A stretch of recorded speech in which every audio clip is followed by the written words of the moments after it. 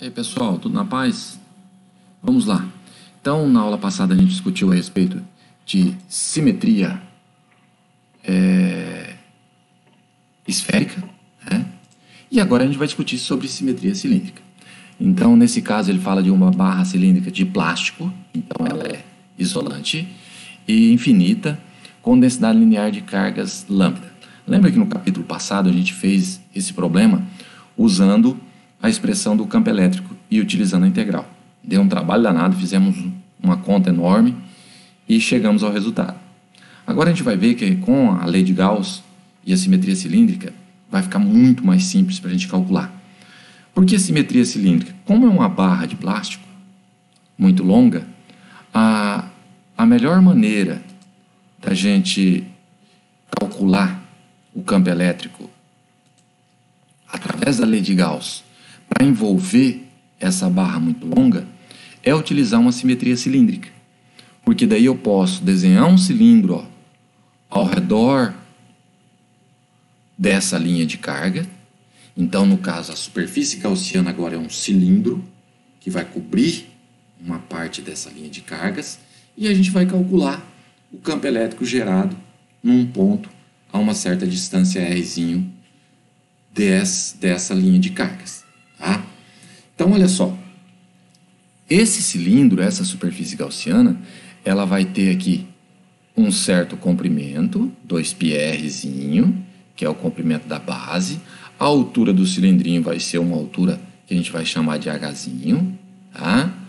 E vocês vão perceber o seguinte, que as linhas de carga, nesse caso, elas estão apontando para fora aqui, ó, né? Para fora da superfície. E só vai ter linhas de campo elétrico por essa região do cilindro. Ou seja, aqui nas tampas do cilindro, aqui, digamos assim, não há linhas de carga saindo. Então, o campo elétrico vai estar só na superfície externa do cilindro. Como que a gente vai calcular? Usar a lei de Gauss, né? Porque a gente está usando a superfície gaussiana, então vamos aplicar a lei de Gauss. A gente sabe que o ângulo entre E e DA é zero, então é cosseno de zero aqui. Então a gente pode tirar o vetor cosseno de zero é 1. O campo elétrico vai ser constante, ele pode sair da integral. E a gente vai calcular a integral de dA, que todo mundo sabe fazer com o pé nas costas, que é simplesmente A. Agora, vamos relacionar a carga. A carga é uma densidade de carga linear. Então a gente vai colocar que a carga ela é lambda vezes o comprimento. Tá? Só que o comprimento que a gente vai pegar é o comprimento dessa parte do cilindrinho, que é o comprimento H, certo? Do lado de cá eu tenho que usar a área, mas é a área do cilindro. Só que a área, não a área do cilindro todo, só a área dessa parte curva. Como é que eu calculo essa área de fora do cilindro?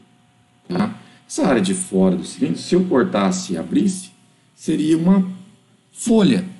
Como isso aqui, ó, porque se eu pegar o celular aqui e dobrar ele, ele forma uma superfície cilíndrica, certo? Como é que eu calculo a área de um retângulo? Não é lado vezes lado, ou simplesmente a base vezes a altura? Então eu vou fazer o mesmo procedimento, ó. Qual que é a base? A base tem um comprimento de 2πr e a altura hzinho.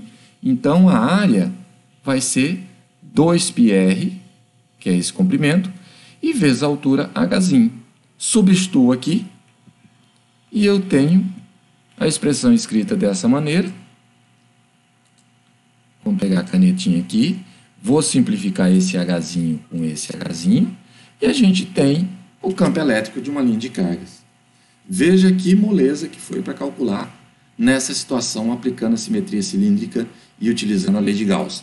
Enquanto lá no capítulo anterior, se você voltar nesse exemplo lá do capítulo anterior, vocês vão ver o tanto de cálculo que a gente teve que utilizar para calcular esse mesmo problema. Tá? Então agora eu deixo para vocês aqui 2 exemplos de simetria cilíndrica para vocês fazerem em casa e qualquer dúvida, mande um e-mail. Estaremos aqui, tá? Grande abraço, fui!